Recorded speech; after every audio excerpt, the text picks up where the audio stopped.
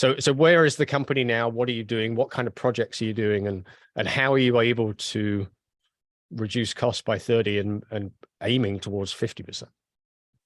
Yeah, a lot to unpack there. So right now we're about a $200 million company. We have about 1,200 or so units either completed or under development. The kinds of projects we're doing now are, 300 or 400 unit apartment buildings. They tend to be some of the nicest in the areas, which is a little counterintuitive for those who might think we're trying to reduce cost of housing. But we are. We have rooftop patio and grills. We have pools. We have penthouse suites. We have game rooms, restaurants, coffee shops, just beautiful new buildings. We're producing right now at about 500 units per year. We've been more or less doubling in size every year. Wow. But the big question, how do you actually reduce cost, right? This sounds like alchemy, like magic. How is that even possible? Well, one of the first things we started realizing is how segmented the world of construction and real estate really is.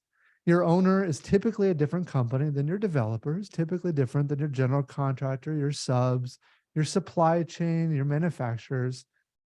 And what we did is we brought that all in one house. Let's imagine for a moment, if a construction company were to produce cars, you'd have a different company installing the door, a different company installing the windshield, and a different company installing the wheel.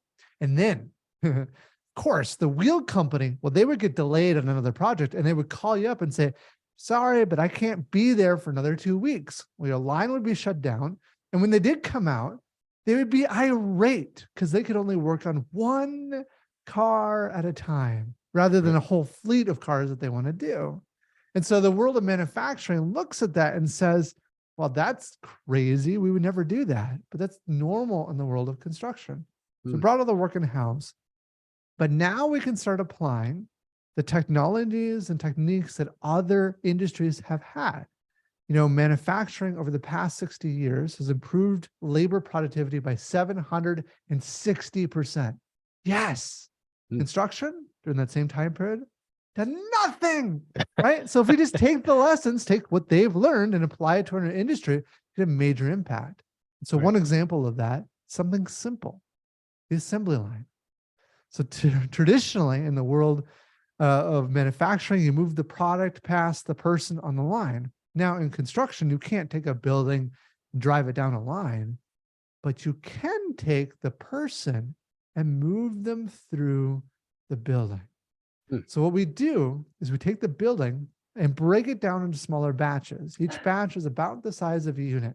And every 5 hours, all the teams throughout the whole building shift and go through the building like a snake. And so if you look at the end of that line, every 5 hours right now, we are producing a brand new apartment unit. Just that one technique takes a 15-month project down to 9 months. But there are 10,000 little things like that make it all happen. Wow.